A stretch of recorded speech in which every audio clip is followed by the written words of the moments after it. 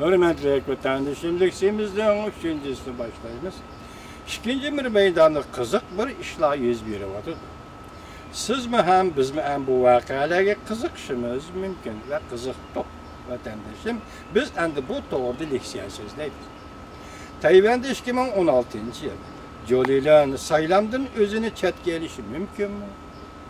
Mavzulu haber 5. ayının 16. günü Amerika ovozinin Xitoy tili programmasida e'lon qilindi. Haber mundaq başlandı. 2016 yıl Tayvan'da prezident saylimi o'tkazildi. Namzat bulup Kuomintang tarafından bu saylamga kim qatnashadi? Kuomintang partiyasının reisi ve yakında Beijing'e berip reis Xi Jinping bilan görüşüp kelgan Jolilan namzat bulup saylamga qatnashamdi. Tayvan merkezi agentliği haber kılıp mundaq ko'rsatdi.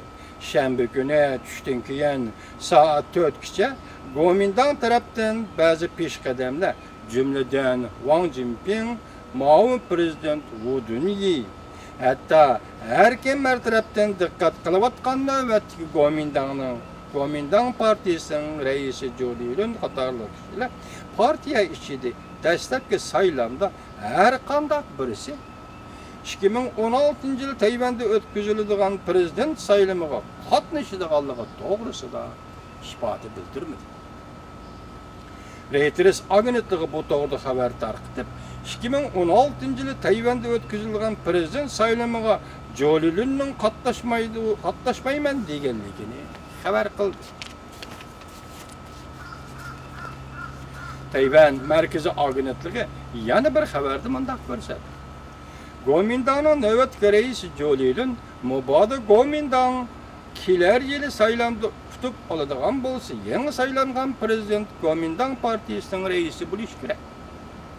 Agar saylamda Kuomintang tutib yetadigan bo'lsa, Jolilan partiya reisligidan istifa berdi.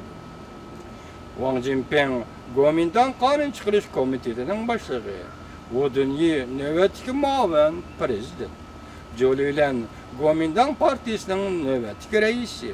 Bu kişiler növbəti namzat bulup 2016 yıl Tayvan'da o'tkazilgan saylamga qatnashmaydiganligini jakarlı. Saylam Tayvan'da Demokratiya Taraqqiyot partiyasiga bir meydan bu partiyanın reisi Tsai Ing-wen xonimga eshitli qoldi. Savol qo'ying vatandoshim, Tayvan'da nima ish yuz berdi? Kuomintang tarafından nemişki saylam qatnashadigan adam chiqmadi. Tayvanning prezidenti Ma Ying-ju oxirgi hisobda Jungo Tayvan ikkisi birlashadi dedi. Bu vaziyatni to'niganlikmi yoki vaziyatni to'nimay og'ziga kelganini bildirganlikmi?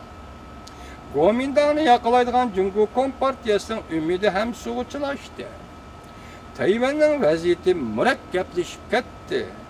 Tayvan'da üçüncü bir xil siyasi kuch yetib kelyapti qandaq? Tamasha oldimizda. Tayvan'da üçüncü bir xil siyasi kuch yetib kelyapti qandaq? Tamasha oldimizda. 2016 yılı elib berilgan Tayvanlik prezident saylamiga bari yo'q 8 oy qoldi. Kuomintang tarafdan bir kishi nomzod bo'lib o'tirg'i chiqolmadi degan bu so'z nimeni tushundirib berdi vatandoshim?